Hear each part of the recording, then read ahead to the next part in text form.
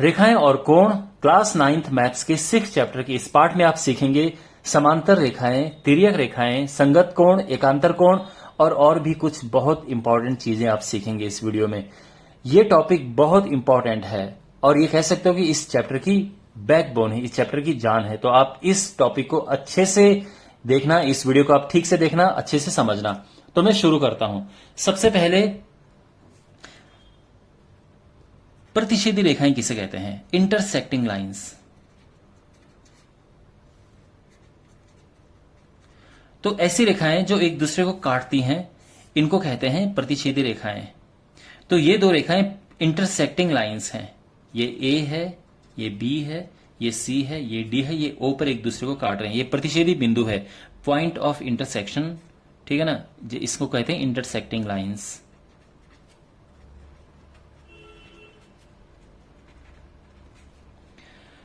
और जो रेखाएं एक दूसरे को कभी नहीं काटती हैं, उनको कहते हैं समांतर रेखाएं।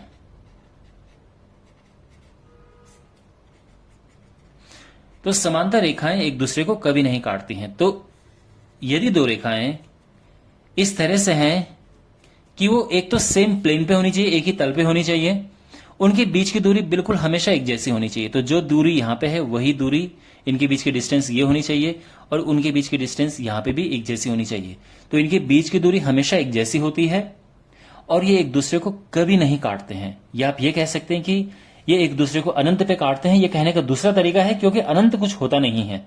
तो कहने का मतलब ये है कि ये रेखाएं एक दूसरे को कभी नहीं काटती हैं। तो इन्हें कहते हैं समांतर रेखाएं। अब इससे पहले कि मैं इस पे कुछ आगे बढ़ूं, मैं आपको कुछ समांतर रेखाओं के एग्जाम्पल देता हूं। देखिए, बात करते हैं आयत की। आयत यानी रेक्टेंगल। तो ये है आयत। आयत की जो आमने सामने की भुजाएं होती हैं, ये एक दूसरे के समांतर होती हैं। तो ये लाइन जो है इसके समांतर है। समांतर रेखाओं को देखो इस एरो ऐसे रिप्रेजेंट करते हैं। अगर आप ऐसा एरो ड्रॉ कर रहे हो तो एक आइडिया लग जाता है, यानी आप ये कहना चाह रहे हो कि ये एक दूसरे के समांतर हैं। अगर मैं इनको नाम दूं ए बी सी डी का, तो यहां पे जो ए बी है वो डी सी के समांतर है। ये दोनों समांतर हैं। साथ ही में ये दोनों भी एक दूसरे के समांतर होती हैं। यानी आप कह सकते हो कि जो ए डी है वो बी सी के समांतर है। तो ये दोनों एक दूसरे के समांतर हैं और ये दोनों आपस में एक दूसरे के समांतर हैं। समझ आ गया? अगर हम बात करें वर्ग की, स्क्वायर, तो स्क्वायर की चारों साइड एक दूसरे के समान, चारों साइड इक्वल होते हैं और ये एंगल सारे 90-90 होते हैं। खैर, मेन जो मैं बात बोलने जा रहा हूं वो ये है कि वर्ग में भी सेम सिचुएशन होती है। आमने सामने की जो भुजाएं होती हैं वो समांतर होती हैं। तो अगर मैं बात करूं, ये ए बी सी डी है, तो इसमें ए बी किसके समांतर है? डी सी के। और ए डी किसके समांतर है? बी सी के। समझ गए आप? अब बात करते हैं समचतुर्भुज की। समचतुर्भुज यानी इसको हम कहते हैं रोम्बस। देखो, रोम्बस होता है जिसकी चारों भुजाएं एक दूसरे के बराबर होती हैं, चारों भुजाएं इसकी इक्वल होती हैं, ठीक है ना। उस लिहाज से ये भी एक तरह का रोम्बस है, एक तरह का समचतुर्भुज है। खैर, ए बी सी टी, तो इसमें भी सेम कहानी है। आमने सामने की भुजाएं बराबर, ये एक दूसरे के पैरेलल होती हैं, एक दूसरे के समांतर होती हैं। तो यानी ए बी पैरेलल है डी सी के, पैरेलल यानी समांतर, और ए डी पैरेलल है बीसी के। तो ये एक दूसरे के समांतर है, ये एक दूसरे के समांतर हैं। अगर मैं बात करूं समलंब चतुर्भुज की, ध्यान रखो, समलंब चतुर्भुज यानी जिसको हम कहते हैं ट्रेपेजियम, तो वो होता है ये। यानी उसमें एक pair of opposite side parallel होता है, यानी विपरीत भुजाओं का एक युग्म एक दूसरे के समांतर होता है। ये दोनों समांतर नहीं है। तो अगर मैं इसको ए बी सी डी कहूं तो ये होता है, इसमें ए बी पैरेलल है डी सी के। ठीक है, देखो, आपको हो सकता है कि आपको लग रहा हो सर बहुत डिटेल में जा रहे हैं, लेकिन ये आपके लिए सीखना बहुत जरूरी है। जितना आप डिटेल में इसको समझेंगे, आपके माइंड में उतना ही ज्यादा ये स्टे करेगा। तो यहां पे आप समझ गए, ये ए बी और डी सी एक दूसरे के समांतर हैं। ठीक है, अब देखो, यहां पे जो इन सब का किंग है, जिसको हम कहते हैं समांतर चतुर्भुज। देखो नाम एक दूसरे के काफी एक जैसे हैं, सम चतुर्भुज, समलंब चतुर्भुज, समांतर चतुर्भुज, तो कंफ्यूज मत होना, ठीक है। इसको इंग्लिश में कहते हैं पैरेललोग्राम। पैरेललोग्राम। तो पैरेललोग्राम में क्या होता है, देखो सम चतुर्भुज हो गया, चाहे आयत है या वर्ग है, ये तीनों जो हैं समांतर चतुर्भुज यानी पैरेललोग्राम के ही हिस्से हैं। यानी कहने को ये हो गया, चाहे ये हो गया या फिर ये हो गया, ये तीनों ही क्या है, समांतर चतुर्भुज हैं, ठीक है। तो इसमें आमने सामने की भुजाएं एक दूसरे के समांतर होती हैं, ठीक है, ऑपोजिट साइड्स एक दूसरे के पैरेलल होती हैं। तो ये ए बी है, ए बी पैरेलल हो जाएगा डीसी के, और यहां पे जो एडी है वो पैरेलल हो जाएगा बीसी के। इतना समझ आ गया। अब देखो, अब मैं आपको साथ में बताता हूं तिर्यक रेखाएं। तिर्यक रेखाएं, दो समांतर रेखाओं को, जैसे ये दोनों रेखाएं समांतर हैं, दो समांतर रेखाओं को काटने वाली जो भी रेखाएं होती हैं उसको हम तिर्यक रेखा कहते हैं। अगर आप ये ड्रॉ कर दो, या ऐसे ड्रॉ करो, या ऐसे ड्रॉ करो, ये सारी रेखाएं तिर्यक रेखाएं हैं, ठीक है। तो अगर ये दो रेखाएं हैं समांतर, ये दो रेखाएं ये समांतर हैं, और इसको कोई रेखा ऐसे काट रही है, ये तिर्यक रेखा है। अगर मैं इसको बिल्कुल ऐसे टच कर रहा हूं, ये भी तिर्यक रेखा है और ये भी तिर्यक रेखा है। तो कहने के हिसाब से अगर मैं देखो, अगर मैं इस फिगर की बात करूं, यहां पे ए बी, और अगर मैं डीसी को लूं, अगर मैं ये कहूं कि भाई जो ए बी है वो पैरेलल है, ए बी किसके, डीसी के पैरेलल है, तो इस लिहाज से देखो ये दोनों पैरेलल लिए मैंने, ध्यान रखना मैंने पैरेलल कौन सा लिया, ये दोनों।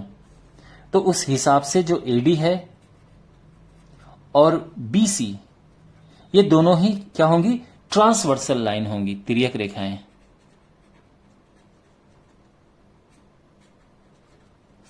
ठीक है ना। तो ये दोनों तिर्यक रेखाएं यानी ट्रांसवर्सल लाइन है। और अगर मैं इन्हें पैरेलल मान के चलूं तो फिर ये दोनों ट्रांसवर्सल हो जाएंगी, तिर्यक रेखाएं।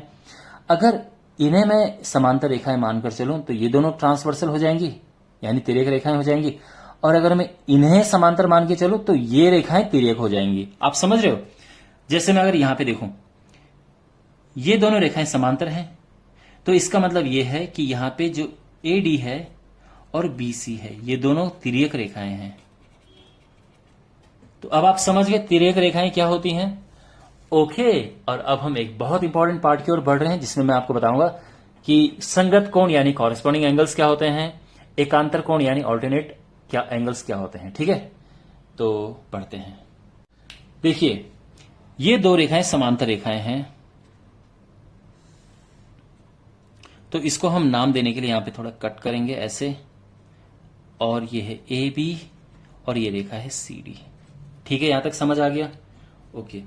अब जो है ये मैंने यहां पे लाइन ड्रॉ कर दी है, इसको मैं नाम देता हूं ई एफ। तो इसमें जो है ए बी और सी डी, देखो ए बी और सी डी है समांतर रेखाएं,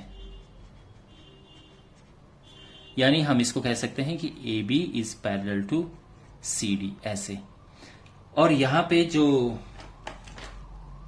ई एफ है, यह है तिर्यक रेखा यानी ट्रांसवर्सल लाइन। इतना क्लियर है। ओके। तो अब यहां पे देखो, इन एंगल्स को कुछ नाम दे देते हैं। देखो, ये है एंगल 1, एंगल 2, एंगल 3, एंगल 4, ठीक है ना, एंगल 5, एंगल 6, एंगल 7, एंगल 8। यहां तक समझ आ गया। ओके। अब इन एंगल्स के बारे में आपको मैं बहुत इंपॉर्टेंट बातें बताने वाला हूं। तो सबसे पहली बात, इनमें अंतःकोण कौन से हैं। तो अंतःकोण होते हैं जो अंदर की तरफ होते हैं, यानी 3, 4, 5, 6 तो एंगल 3, एंगल 4, एंगल 5, एंगल 6 ये अंतः कोण है। अगर मैं बात करूं बाह्य कोण कौन से हैं,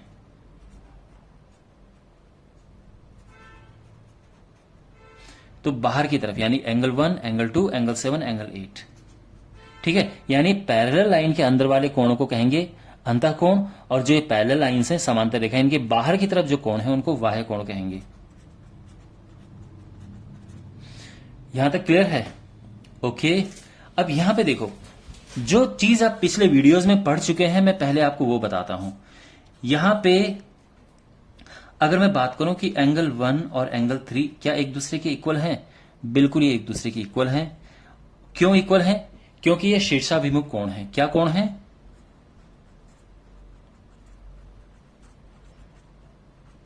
शीर्षाभिमुख कोण। इसको कहते हैं वर्टिकली ऑपोजिट एंगल्स।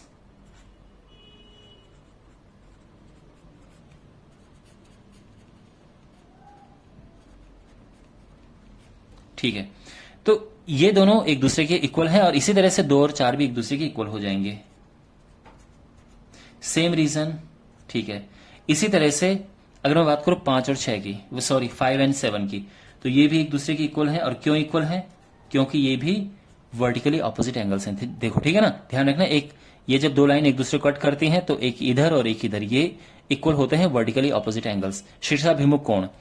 और ये भी शीर्षाभिमुख कोण है, यानी एंगल 6 और एंगल 8 भी एक दूसरे के इक्वल होते हैं। यानी अगर ये 40 डिग्री है तो ये भी 40 होगा, ये अगर 120 है तो ये भी 120 होगा। आपको समझ आ गया?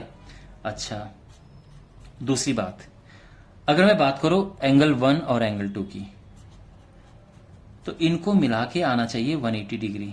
क्यों? क्योंकि एक ही लाइन पे बने हैं और इनको कहते हैं रैखिक युग्म, यानी लीनियर पेयर। तो इनको प्लस करके 180 आएगा, इन दोनों को प्लस करके भी 180 आएगा, इन दोनों को प्लस करके भी 180 आएगा। और सेम रीजन है। ठीक है, देखो इन दोनों को प्लस करके 180 क्यों आएगा भाई? एक स्ट्रेट लाइन है ना, ऐसे इन दोनों को प्लस करके 180 आएगा क्योंकि ये भी तो एक स्ट्रेट लाइन है, सीधी रेखा है। तो सीधी रेखा पे जो दो कोण बने होते हैं उनका योग क्या होता है? 180 डिग्री होता है। तो यानी एंगल 4 प्लस एंगल 1 जो है ये 180 डिग्री है। इसी प्रकार से अगर मैं बात करूं एंगल 5 प्लस एंगल 6, ये भी 180 डिग्री है। Angle 6 plus angle 7, angle 7 plus angle 8, ये भी 180 डिग्री है। एंड एंगल 8 प्लस एंगल 5, ये भी 180 डिग्री है। तो आप समझ गए, ये लीनियर पेयर हैं। This plus this is 180, this plus this 180, this plus this 180, this plus this. ये सारे काम आएंगे आपके जब आप इसके न्यूमेरिकल्स करेंगे, इनके क्वेश्चंस करेंगे, ये सारे कॉन्सेप्ट आपके काम आएंगे। अब मेन चीज पढ़ते हैं जो जिसके लिए कि जो मतलब इस वीडियो का मेन सार है, वो है संगत कोण, कॉरेस्पॉन्डिंग एंगल्स।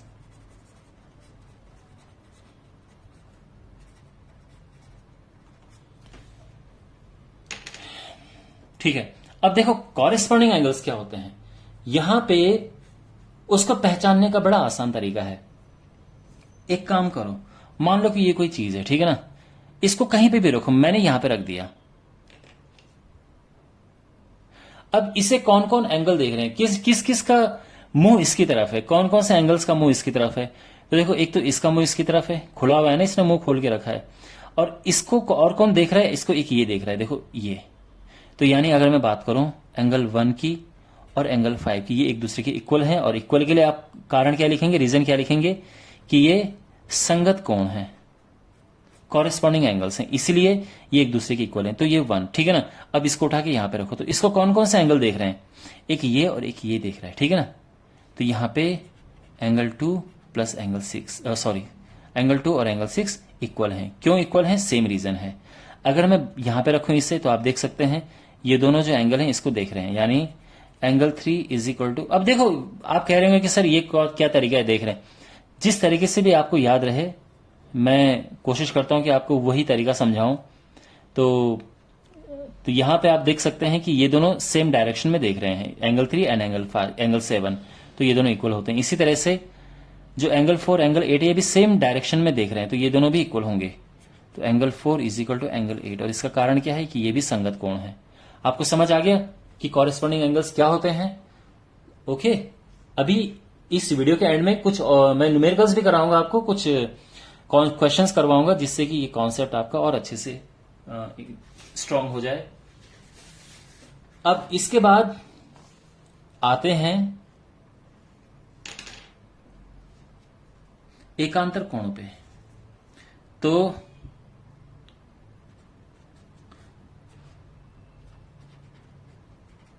एकांतर अंतः कोण,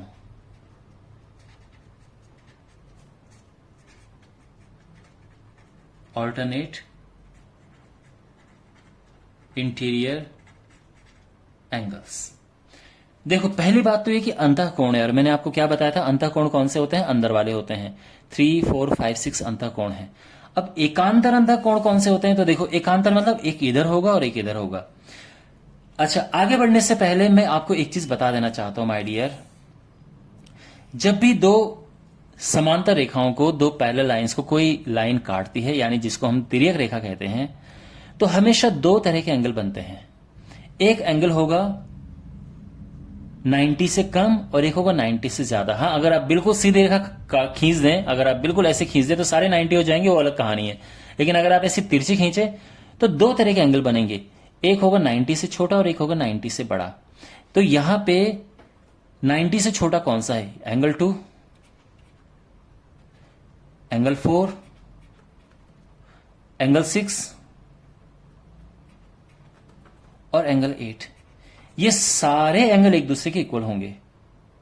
और मान लो कि अगर मैं एंगल 2 की बात करूं कि ये 60 डिग्री है, अगर मैं बोलूं कि ये 60 डिग्री है, तो सारे के सारे 60 होंगे। ये भी 60, ये 60, ये 60, यानी चारों जो कोण जो आपको 90 से कम दिख रहे हैं वो सारे इक्वल होंगे और वो 60 होंगे।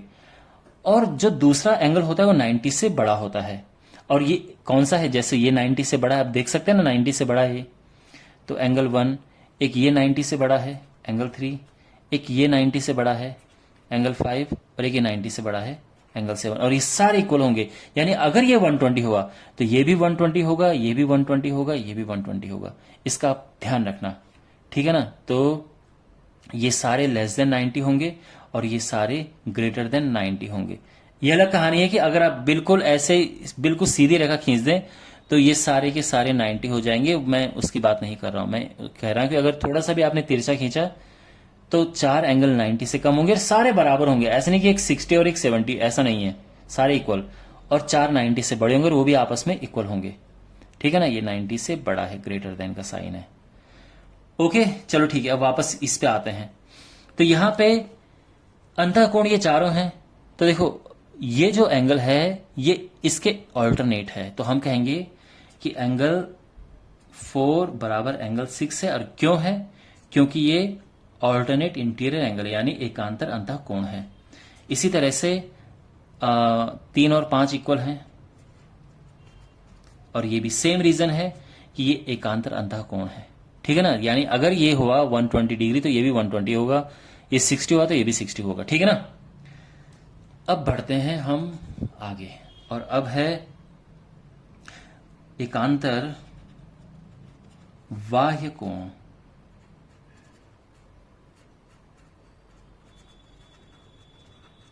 ठीक है, तो ऑल्टरनेट एक्सटीरियर एंगल्स।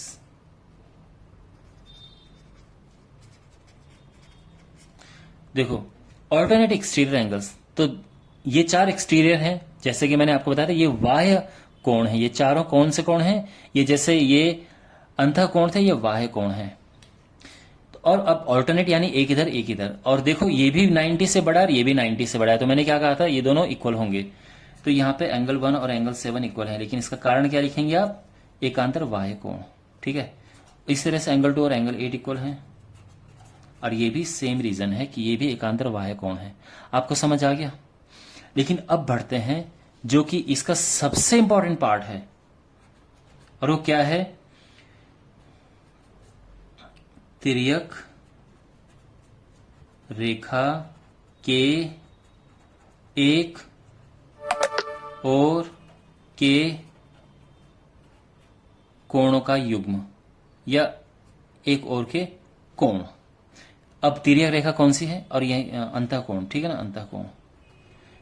तिर्यक रेखा कौन सी है आप देख सकते हैं, ये तिर्यक रेखा है, इसके एक ही और कौन से कोण हैं, 3 और 6 हैं, और जैसे 4 और 5 है, ये एक ही और हो गए ना, देखो ये एक और है और ये अपना एक और है। तो इनकी क्या खास बात है भाई, इनकी खास बात ये है कि इनको प्लस करोगे आप तो 180 आएगा, यानी एंगल 3 प्लस एंगल 6 आएगा 180 डिग्री। इसी तरह से एंगल 4 प्लस एंगल 5 180 डिग्री।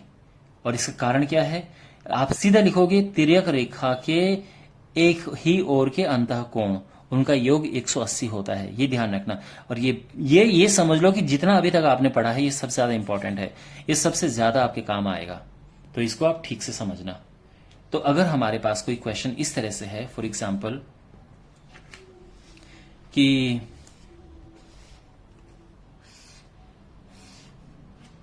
ये दो समांतर रेखाएं हैं, ये तिर्यक रेखा है, अगर ये जो कोण है ये है 2x माइनस 40 डिग्री और ये जो कोण है ये है x माइनस 10 डिग्री, और आपसे पूछा जाए कि x का मान ज्ञात करो यहां से, तो आप क्या कहोगे, आप कहोगे कि ठीक है ये जो दोनों कोण हैं ये तिर्यक रेखा के एक ही ओर के कोण हैं और इनको प्लस करके आना चाहिए क्या आना चाहिए 180 डिग्री, ठीक है ना, अभी बताया था ना इनको प्लस करके 180 आता है। तो अब आप इन्हें प्लस करेंगे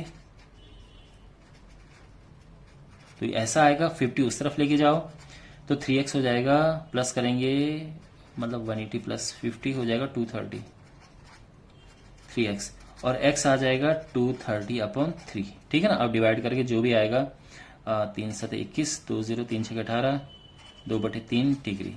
तो बेसिकली x आ गया है। ऐसे हमने कैसे निकाला x कि इनको प्लस करके और 180 हमने रखा है। इसी तरह से अगर हमारे पास कोई क्वेश्चन आ जाए